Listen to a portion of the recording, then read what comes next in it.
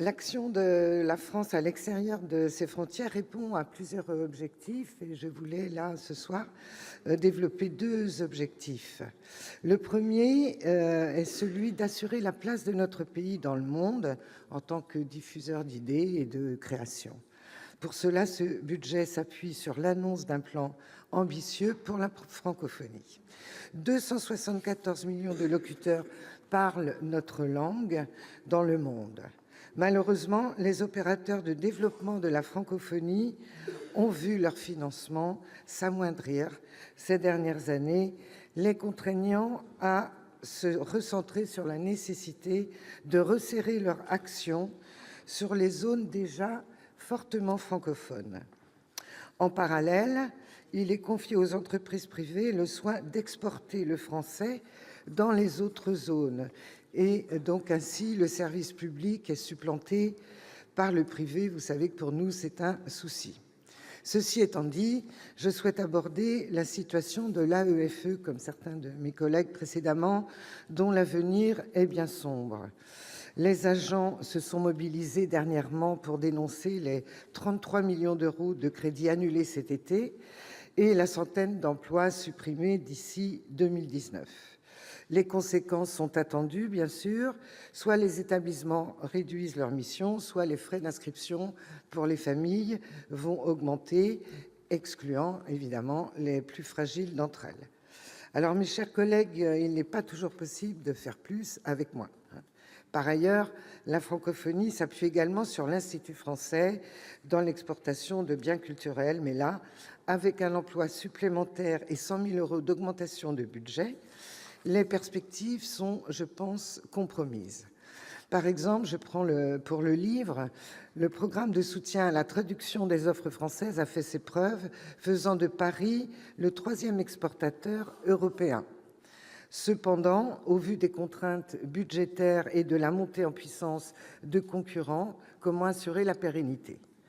De même, il est regrettable que Campus France voie sa subvention pour charge de service public stagner. La France, malgré de nombreux éléments avantageux, comme la présence du CNRS ou l'attrait de Paris, ne saisit pas pleinement, nous pensons, les opportunités de développer ses programmes de recherche.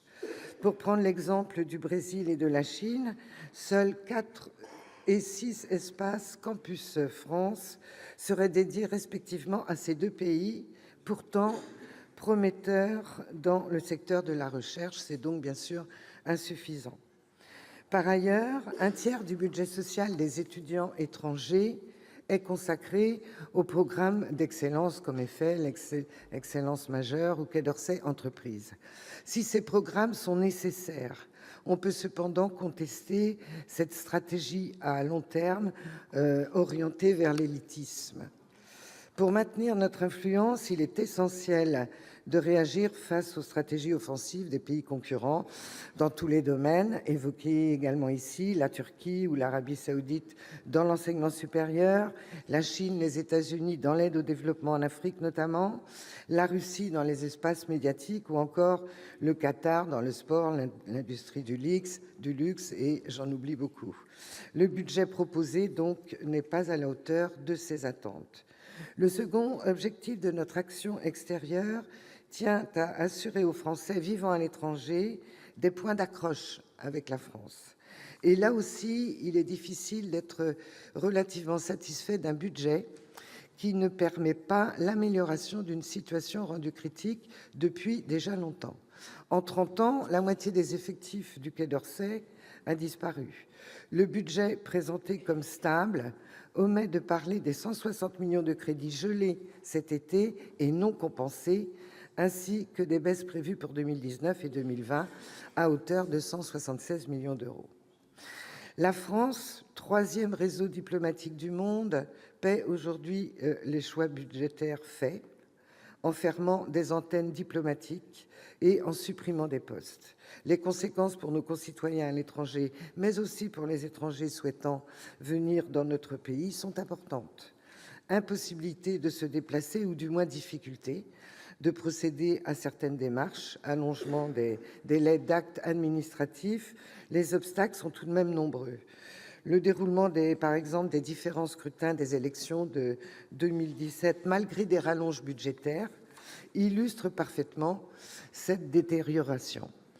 Persuadé, monsieur le ministre, que le budget qui est proposé ne pourra pas tout à fait remplir l'ensemble de ces objectifs, le groupe CRCE votera donc contre.